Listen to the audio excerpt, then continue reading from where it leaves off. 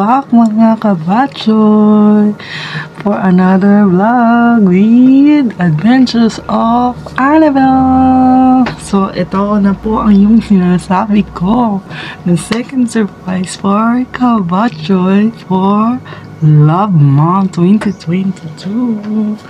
So super happy si kabatchoy kasi una, nagpapasalamat ako kay Papa God kasi gumaling na po kaming lahat ng aming buong pamilya. Ayan. So, malalaman nyo yan dun sa in-upload ko. Mauunan nyo siyang mapanood bago itong vlog ko na to. Kung bakit nagte-thank you ako na okay ang buong pamilya namin at naka-recover na po kami lahat. And second, ayan, maganda ang bungad ng ating taon 2022 kahit na tayo ay mga may pinagdaanan dyan. So again, ito po yung aking second surprise na unboxing with kabatchoy. So ito na nga po yun. Huwag na natin patagalin pa. Ayan, trench from Silicon Valley. Yan. Ito po ay regalo ko na rin sa akin. Ito po ay regalo ko na rin po sa aking sarili. Tinulungan ako. Malaking tulong ni Takbong Nobel kung bakit ko po ito na-achieve. Ayan.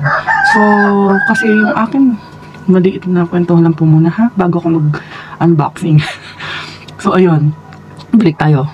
So, ang dahilan kung bakit ko ito binili is naglolo ko na po ang aming desktop or personal computer. Ayun. So, yung monitor ko dun is almost 10 years. So, ang nangyayari sa kanya, kapag matagal ko na siyang ginagamit dahil sa aking mga kakolab or sa aking mga ka-GC dyan, sa mga taga-Ritz dyan, mega love shout out, saka sa Team Kabayan, at sa aking team J2J, ayan, ang dahilan po, yung monitor ko is naglolo ko na siya. Nagkakaroon siya ng blurred. So, sumasakit yung mata ni kabatchoy kapag matagal na siyang ginagamit. So, minsan nagko-color gray siya. Naggaganong-ganon na po siya. Umaandar na. Minsan nagko-color pink. Minsan nagko-color red, orange. Yung monitor lang naman po. Yung nagpaparamdam. So, dahil almost 10 years na nga siya, kailangan na natin siyang bigyan ng kakampal or katulong sa ating mga ginagawang watch to watch. So, ayan. Again, yun yung dahilan kung bakit natin piniling bumili nito. So, yun nga po. So, ayan. Buksan na natin ang ating Asus! Yes! Narinig nyo mga kabatchoy. Siya po ay Asus laptop. Ayun. So, ayun ang gilid niya. Ayun ang kanyang mga specs. Ayun. So, baka hindi niyo masyadong mabasa dahil sobrang liit ng letter. So, ilalagay ko na lang dyan sa description below. Ayun. Ang kanyang specs. So, ayun o. Whoops. Andito pa ang presyo. Whoops. So, ayan. Mabuksan na natin. Mga kabatchoy. Uy, may box na pala. Ayan. So, buksan natin para makita natin kung ano ang laman ng ating box. So, ayan. Hindi pala ako makikita. So, ito. Meron dito warranty card. Ayan. Ni Asus. And yung user guide. Ayan. And ano to? Ito yung parang pinaka-code. So, ayan. Ayan na po siya. Ang color niya is gray. Ayan. Ito na po yung aking my new gadget at katulong sa aking pag-variety. So excited! So, ayan again, si Asus i7 11th Gen and 15.6 na screen. So, malaki po siya. Ayan, ito yung kanyang drawer. Ayan. So, buksan na po yan. Ayan. Okay. And this one is may libre na siyang office. Ayan, Windows 10. Upgraded to Windows 11. Ayan. Ayan siya. Core i7. Ayan. Karagay.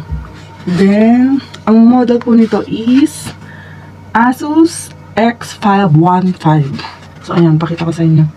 Ayan yung kanyang model. Ayan.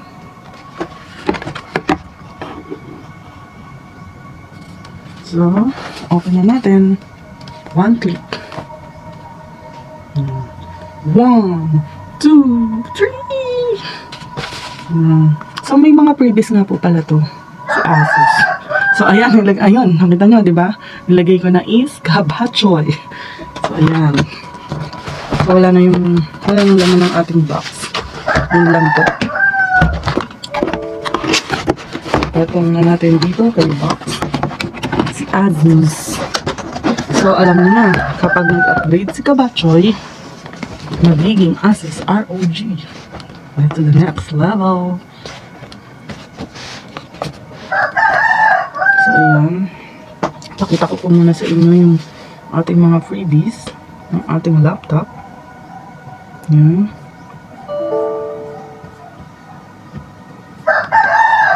So, this one, ng aking freebies. Ayan, para makita mo ito. Ito na siya.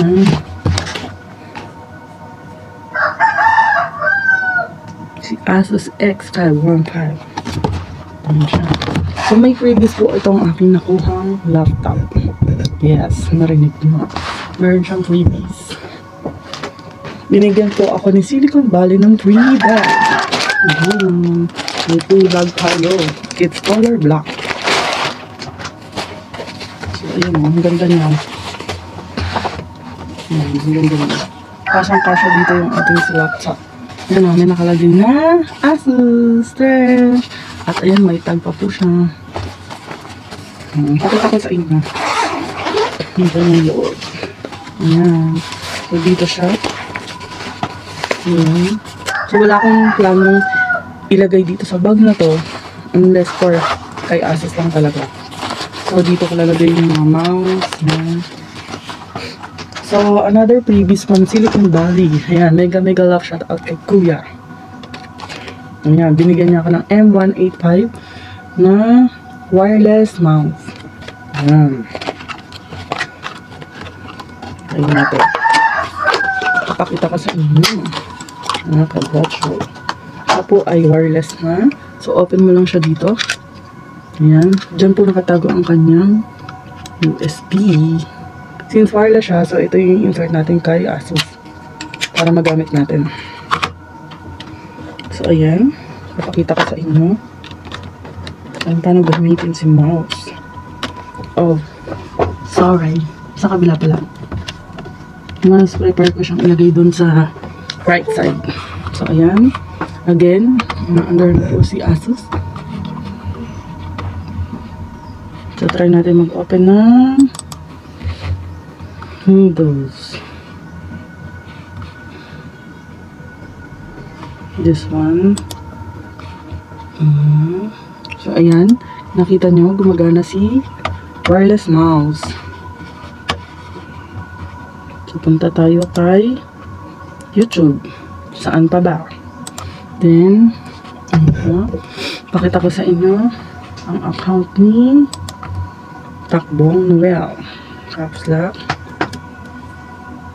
Soft touch siya mga kabatchoy.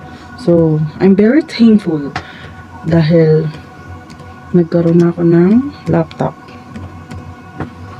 Malaking bagay po kasi ito sa aking pag-i-edit. Alam niyo na, mga kapwa ko dyan vlogger. Ayan po ang aming second account. Ayan, na si Takbong Noel. Nakikita nyo, I'm using wireless mouse. So, ayan. Click natin yung kanyang video. So, ayan. So, ayan. Marami-rami na rin po kaming na-upload dyan kay Takbong Noel. So, sa hindi pa po mga nakasubscribe dyan sa aking hobby, si Takbong Noel by Kenny Man. So, ayan po. So, next, ang ipapakita ko sa inyo is yung kapartner niya, di ba po, si Epson L850. So, ang brand po pala ng wireless mouse natin is, ayan, Huawei. French! Ayan, ito po yung nabili ko pala, na Kodak photo paper is 4R. Ayan. Ganito po siya kalaki. So, ayan, sa another vlog natin, so not today, magta-try po tayong mag-print ng photo. First time mag-print ni Kabatchoy. Papakita ko rin po yan sa inyo. So, again, maraming salamat sa patuloy na pagsubaybay sa aming channel ni Takbong Noel. So, ito po yung sa akin. Adventures of Annabelle. Ayan. As of now, ayan, we're aiming for 8K subscriber, going to 10K. So, ayan po. Later, may premiere tayong magaganap. Ito po ay sinasabi kong grocery haul. Ayan. Like. So again, maraming salamat po sa inyo. At ilalagay ko na lang po talaga ang full detailed specs ng aking Asus X515 model. So sa mga nagtatanong po dyan kung bakit Asus, natagal na po kasi namin subok ang Asus, lalong-lalo na sa phone, ayan, sa mga gadgets. So tinry din po namin na bumili nitong Asus laptop. Ayan. So later, gagawa na po tayo ng pag-photo print sa ating Epson L850. So again, maraming salamat sa panonood kay Adventures of Annabelle. Sure! Asus! Sure, mga kabacho!